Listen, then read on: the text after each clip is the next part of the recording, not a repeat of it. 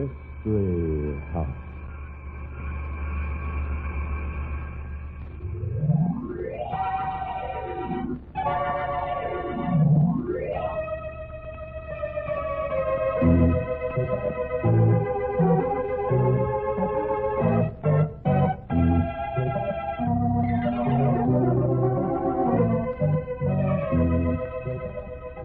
Mystery House, that strange publishing firm owned by Dan and Barbara Glenn, where each new novel is acted out by the Mystery House staff before it is accepted for publication. Mystery House.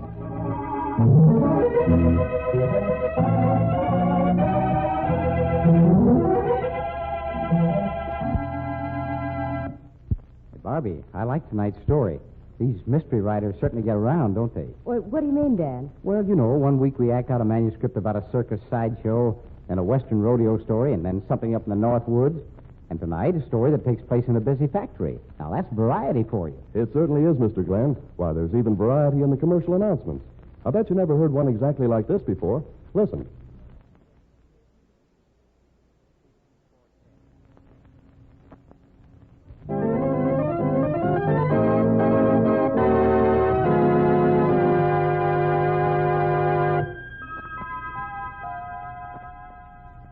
Okay, places, everybody.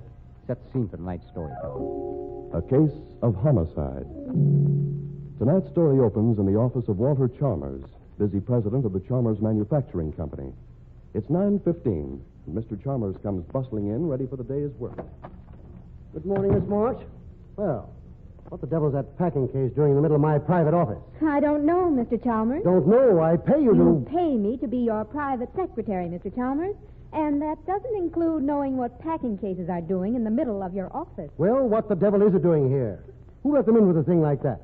Don't people around here know that a thing like that goes to the receiving room? I don't know, Mr. Chalmers. What did it ride? Never mind. Get it out of here. It was here when I came in this morning. Well, didn't you hear me? Get it out. I doubt that I could lift it, Mr. Chalmers. You... Oh, hang it. I'll get it out myself.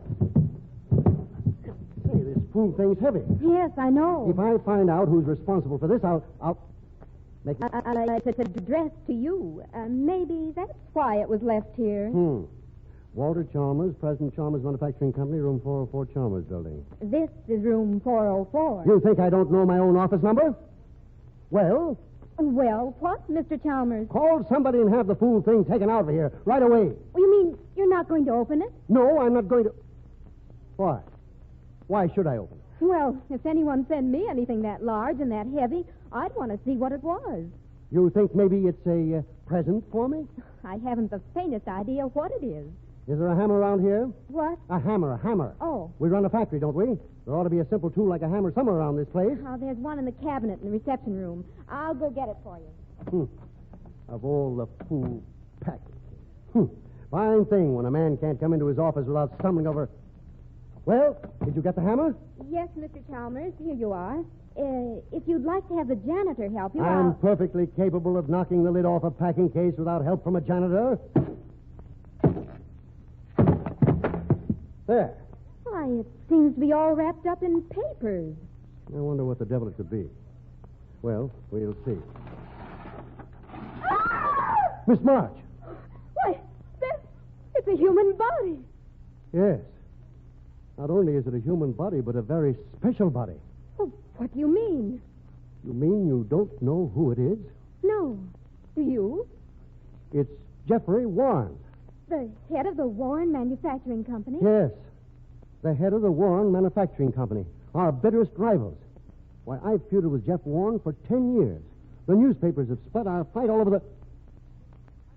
Great Scott, Miss March. He's been murdered, hasn't he?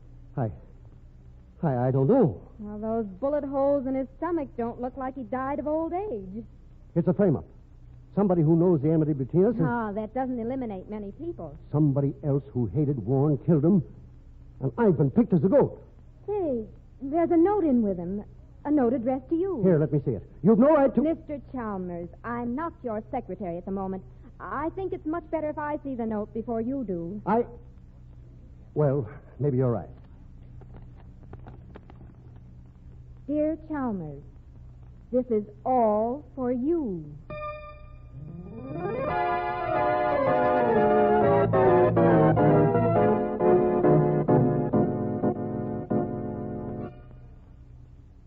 Okay, Miss March, sit down. There's a hat rack in the outer office, Detective Craig. One of them smart, efficient dames, huh? I have a deep respect for the law, Mr. Craig.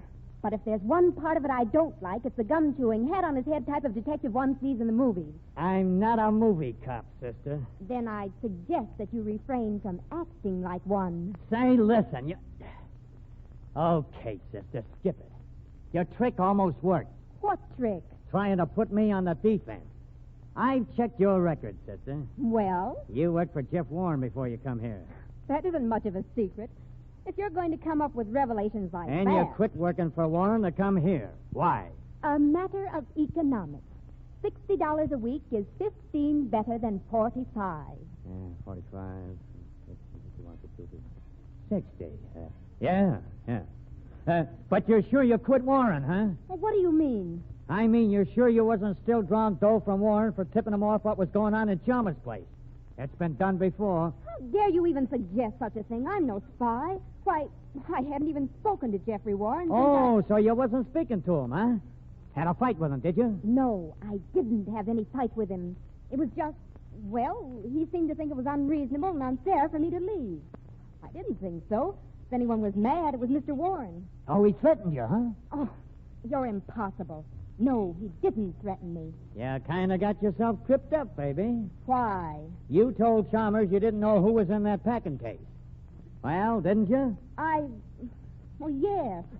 I was afraid that if Mr. Chalmers knew I'd ever worked for the Warren organization, he'd fire me. You mean you got on here without Chalmers knowing you were his enemy's secretary? Yes, of course, that's what I mean. Why, Mrs. Warren, were you... Hello, Rosalie. Just been viewing the remains. Just a minute. I don't know who This is Mrs. Warren. Betty, this is Detective Craig. How nice. Any clues, Detective? Listen, Mrs. Warren, you act awful cool for a woman whose husband's just been murdered. Do I?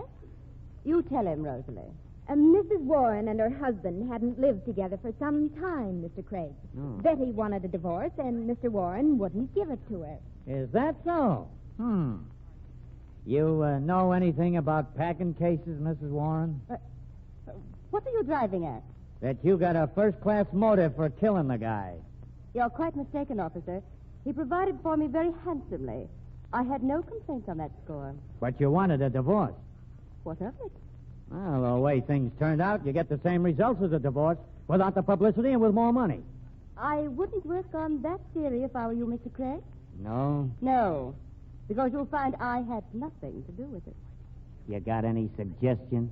A few. Mr. Chalmers, for one. Oh, sure. He'd be apt to murder a guy and then ship the body to himself at his office, wouldn't he?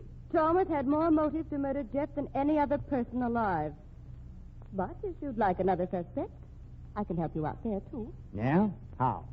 Among my late husband's friends, you'll find one who was working for both him and Chalmers. You mean this March dame? Oh, no, I don't mean Rosalie. Her opinion of Jeffrey's no higher than mine. I mean the night watchman at this plant. Whoever got that packing case into Chalmers' office had to get it past him. You mean old Duncan?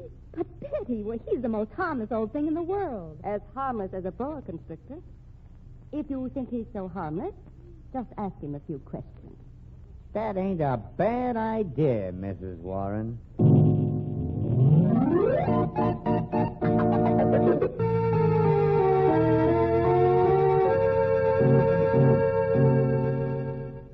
Yeah, I was mighty shocked when I heard about it, Mr. Craig. Say, I was mighty shocked. Mrs. Warren, she says you were a friend of her husband. Yeah, I always liked Jeff Warren. Mighty fine. Say, mighty fine. Good thing I didn't know that, Duncan. Oh, never interfered with my work, none, did it? I say it never interfered with my work. I'm not so sure of that. She says you were working for Warren, too, while you were taking money from me. Yeah, well, work days for him, nights for you. Didn't interfere, though, none. What kind of work were you doing days for Warren? What, I don't know as I ought to say. Not with her here. See, I don't know as I ought to. You better. Well, of course, if you put it that way, I was watching her. You were what? Watching Mrs. Warren. Old Jeff had an idea that she was plotting to kill him to get his money. I say, she's plotting to kill him. That's a lie. You were tipping him off to everything Chalmers did. Mm-hmm. And kind of hard working as a night watchman. Didn't know myself what Chalmers was doing. I say, I didn't know myself. Look here. You're on the spot, fella. That packing case had to come by you to get up here. Unless it come in the daytime. Yeah, I can see anybody lugging it in here in the daytime. You better start talking, mister. Okay, what about? Well, I'll tell you anything I can. I aim to oblige. I always aim to oblige. Yeah. You can oblige me by telling me just one thing. Who brought that packing case in here? Couldn't tell you. I suppose you didn't see a thing, huh? Not a thing. You're lying. Or else you brought it in yourself. Oh, now, that's kind of strong accusing, mister. I ain't lying. I didn't see anybody bring it in. Now, listen, it had to get past you. And if you were on the job, you had to see it. Now, you take your choice. Either you tell who you saw lug that thing in here, or admit that you did it yourself. Well, I don't like the choice you're giving me, mister. Looks to me like there's been some trickery, some skullduggery. I say skullduggery. Certainly has been some skullduggery. Duggery, yeah. Put that man under arrest, Craig. Well, I wouldn't be too fast about that if I was you, Mr. Chalmers. You might live to regret it. Why, you old Just a minute. Let's take a look at that packing case again. Listen, I said there wasn't anybody to go into your office. I got it locked, and it's going to stay that way. But I have an idea. If that case is from our stockroom, we can trace it. If Duncan stole it... Say, maybe you got something there at that. Come on. I won't forget about you trying to put me on the spot, Mrs. Warren. I didn't. Yes, you did, too. With what I know about you, I can make you trouble. See, I can make you trouble. Listen, if you're in trouble, it's your own fault. You nosy old goat spying on me. Where's the key to my office, Craig? If it isn't asking too much, I'll unlock the door. I'll unlock it, Mr. Chalmers.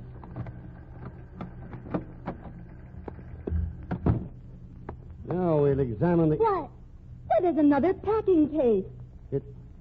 It wasn't here this morning. What the... Hey, listen. What kind of a gag is this anyway? If you think you're being funny, Chalmers... There's nothing funny about it. And don't be a fool. You think I could lug a thing like this in here past all the people in the outer office? This one ain't addressed to you, Chalmers.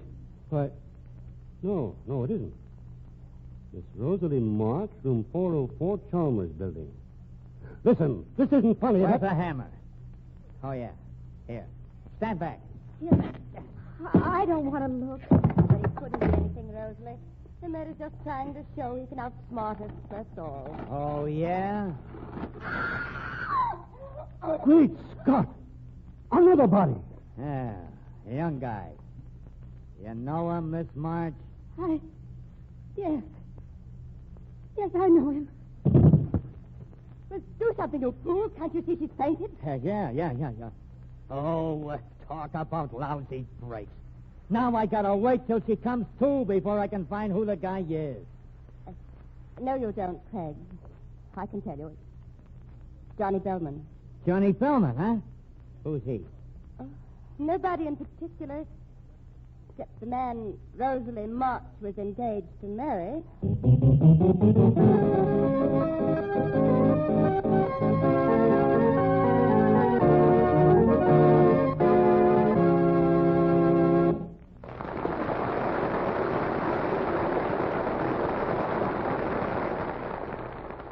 Who killed Johnny Bellman and Jeffrey Warren? And how did the bodies, complete with their packing cases, get into Walter Chalmers' office? We'll find out in the second act of The Case of Homicide. Meanwhile, here's a brief message from our sponsor.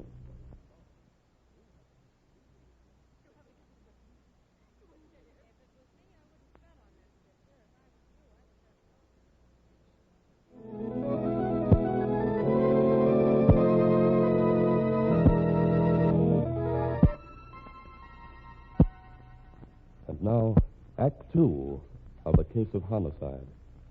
The scene is Walter Chalmers' office in the Chalmers Manufacturing Company. Dan Craig has taken it over as headquarters for the murder investigations, and he's talking to Mrs. Warren as old Duncan sits nearby. Now come down off your high horse, Mrs. Warren. I know your kind. You can't talk to me like that, like a common ordinary... I don't need to explain what you are, Mrs. Warren. I've been talking to Duncan, and he told me you were sweet on this Johnny Bellman. You're a charming old fellow, Duncan. Yeah, well, names won't hurt me, Miss Warren.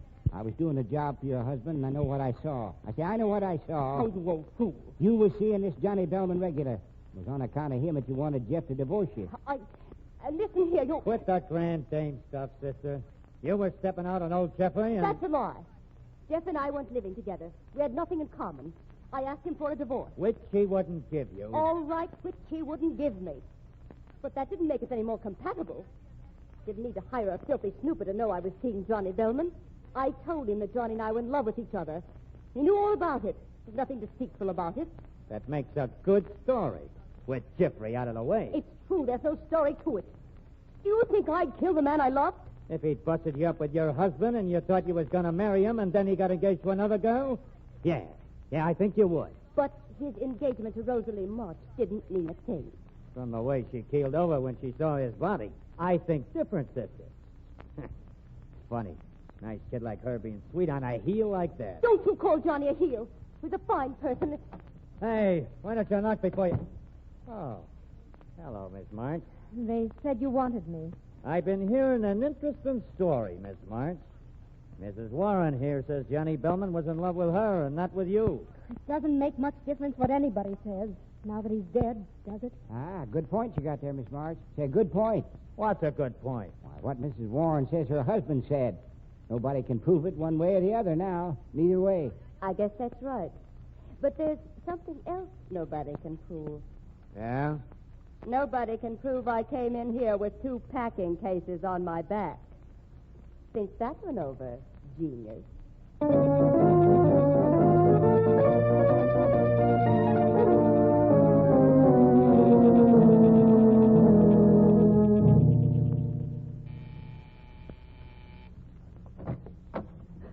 Hey, Duncan, what are you doing here?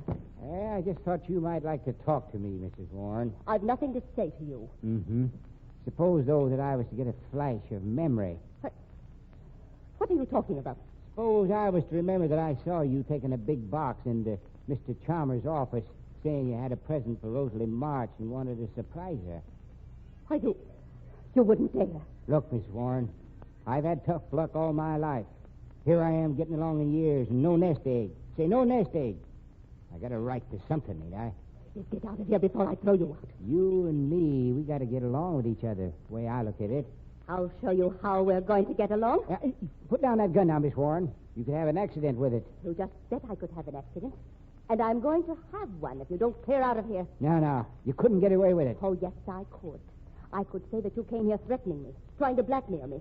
And when I refused to stand for it, you got mad. Yes, you was too smart for Jeffrey Warren, always. I can see that now. You outsmarted him at every turn, didn't you? Get out of here. I'd put down that gun if I was you, Miss Warren. I didn't come here to be bluffed. See, I didn't come here to be bluffed. Give it here. No, you got away from me. You... I'm warning you, you won't. Stand back or I'll shoot. Yeah. Are you hurt? No, I'm sound as a dollar. But you're hurt. I say you're hurt. After you firing that gun, there's going to be quite a stir. And I got you right where I want you. You deliberately tricked me into getting that revolver. If I was you, I'd make a deal fast, Mrs. Warren, before the folks who heard that shot get here. You killed Jeff and Johnny Bellman. You did it. You killed them in order to blackmail me. You had to kill Jeff so I'd have money. And then you had to kill Johnny so there'd be nobody to protect me. I didn't have to kill anybody. For once in my life, I just kind of took advantage of things as they happened. I say, I took advantage.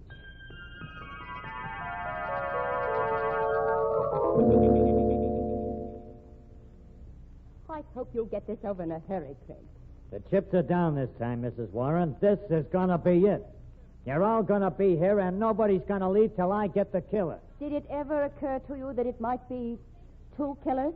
Yeah, it occurred to me, and I threw it away. These deals are too much alike. Well, for heaven's sake, hurry up and get it finished. There's 3 days' correspondence piled up. Look, Mr. Chalmers, I'm doing the best I can. Ain't very good. What's that, Duncan? I say your best ain't very good. No? No. Maybe you'll think differently before I'm through, Duncan. I'm going at this thing scientific. I'll bet that's just wonderful. If I want any comments, Miss March, I'll ask for them. Oh, I forgot. The majesty of the law. Pardon me. Look, you... Oh, forget it. All right. I fixed myself up a list of motives and theories, always disregarding the packing cases. They're a little on the important side, though, aren't they? I said... Oh, never mind. We've been assuming that Mrs. Warren had a motive for killing Johnny Bellman because he got himself engaged to you and she was in love with him. There was never any doubt about her having a motive to kill Jeffrey Warren. I can't believe Mrs. Warren could get those packing cases into my office. It seems... I said we're disregarding those for a while. The little packing cases that weren't there. Now listen, you, that theory about March stands up pretty good. But we're overlooking something. Yes? What? How do we know which came first in Bellman's life? Mrs. Warren or Rosalie March? I don't get it. Suppose Bellman was engaged to Rosalie before he fell for Mrs. Warren. That'd kind of change the motives around a little, wouldn't it? Now, what do you mean by that? I mean that you might have been sore at Bellman because he was giving you the go-by after promising to marry you. But that's not true. It could be. How about it, Mrs. Warren? Johnny didn't care about Rosalie March, really. He was using her to keep Jeffrey from having any grounds for divorce from me. Johnny could always say he was engaged to Rosalie. That's a lie, and you know it. Johnny was going to marry me in spite of all your tricks, throwing yourself at him, promising him money. Go right ahead, dear. Your theory isn't so bad, Craig. Except that there's no truth in it. You worked here, Miss March. You knew what time Walter Chalmers got into his office every morning.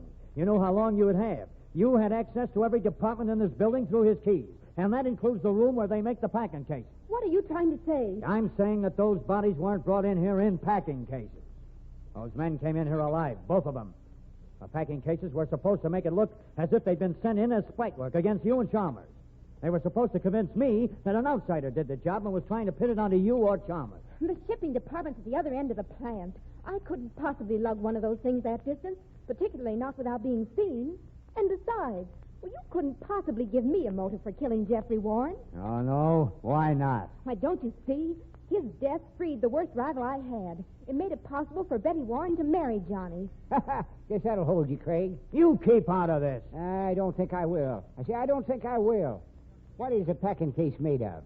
What's it made of? Why, boards, of course. Boards and nails. Yeah, a packing case is a big thing. But a bunch of little boards, one at a time, they don't amount to much. They don't amount to much. Just what are you driving at, Duncan? I seen you one day last week walking around the plant with a board in your hand. Why, I often did that. I don't see that Not has... until last week you didn't. I noticed the same thing. I saw you carrying that board, too. But I still don't see what You don't see. Every time I see him, he had that board. Only it wasn't the same board. He brought them packing cases in here, board at a time. Little flat boards. There was plenty of places he could hide them, too. Not like a big packing case. You old fool, you don't know what you're talking about. No, I'm afraid I do, Mr. Chalmers. You could have had them boards hid in your office. And nails, too. Nothing to keep you from throwing together a packing box right in here. You know he was carrying a board around all last week.